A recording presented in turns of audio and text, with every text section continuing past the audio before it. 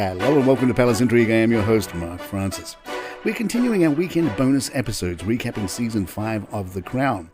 Today it's the final 2 episodes of Season 5. You can find recaps of episodes 1 through 8 and Seasons 1 through 4 earlier in the feed. While Charles is stuck negotiating a divorce settlement with Diana, Charles suggests that Camilla meet with spin doctor Mark Bolland. Camilla, who's being treated as a pariah by the press and the country at large. Camilla says, "One doesn't want to be all poor me about it, but people have not been kind. I think they forget loving the Prince of Wales has cost me everything." Bolland tells Camilla she basically has 2 options.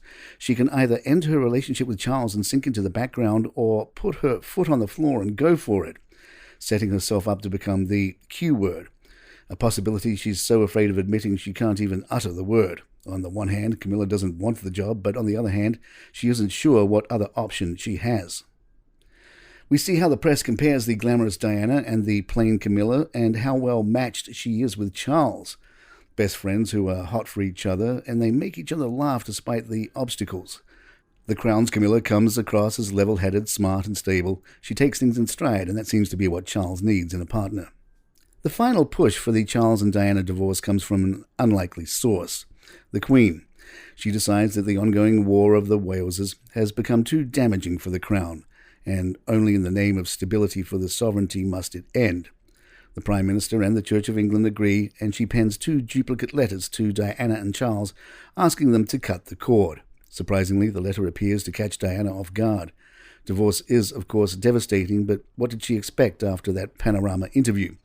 Apparently not this, or any of the other consequences of her controversial special. She laments to a therapist how everyone has turned on her or left following the interview.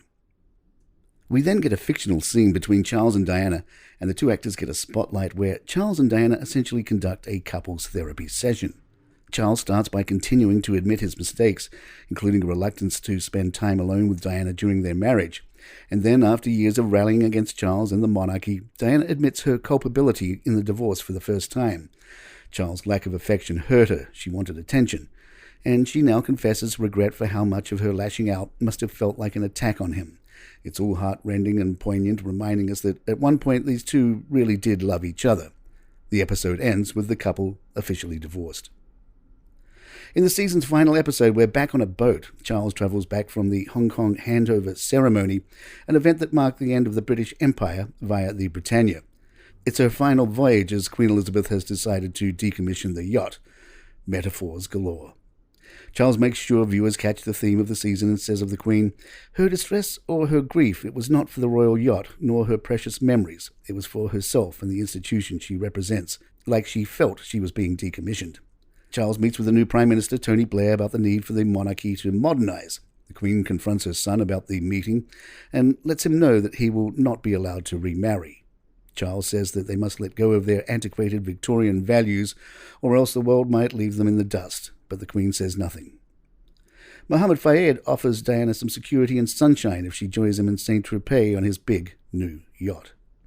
Palace Intrigue will be right back. The end of the season leaves us waiting for Season 6, which will begin in the summer of 1997, as Season 5 concluded right before Princess Diana and Dodi Fayed met for the first time. Clearly the death of Diana will be covered. Will we make it to 2005 and the wedding of Charles and Camilla? Given the themes of this season, it seems so. That would put us after the 2002 death of Princess Margaret, which seems like it would get its own episode. And the show has cast Kate Middleton, who William will meet in 2001. Meg Bellamy will play Kate, while 2 actors, Rufus Camper and Ed McVeigh, will play William as he ages. A casting announcement has yet to be made for Prince Harry. So perhaps the series finds its ending with Charles marrying Camilla, unless we get a surprise Season 7, which would have plenty to work with given Megxit, the pandemic, the death of Prince Philip, and a natural ending to the series with the death of the Queen herself, and a look to the future. As of now, that is not the plan, but originally the series was going to be 5 seasons, not 6, and series creator Peter Morgan has previously ruled out the Megxit plot. Morgan has said that he employs a sort of 20-year rule, where he prefers for the events he covers to have occurred 20 years in the past. I just think you get so much more interesting with time. Meghan and Harry in the middle of their journey, and I don't know what their journey is or how it will end.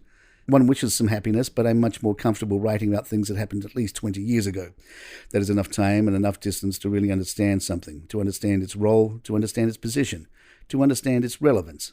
Filming for Season 6 began in September, including 2 brief pauses out of respect for the Queen's death and funeral, and is still ongoing. It's likely that new episodes will premiere in either late 2023 at the earliest or in early 2024. And there you have it. If you'd like to email us, our address is thepalacintrigue@gmail.com. Please follow us on Spotify, iTunes, Google Podcasts, wherever you get your favorite shows. I'm Mark Francis. My thanks to John McDermott. This is Palace Intrigue. Good time.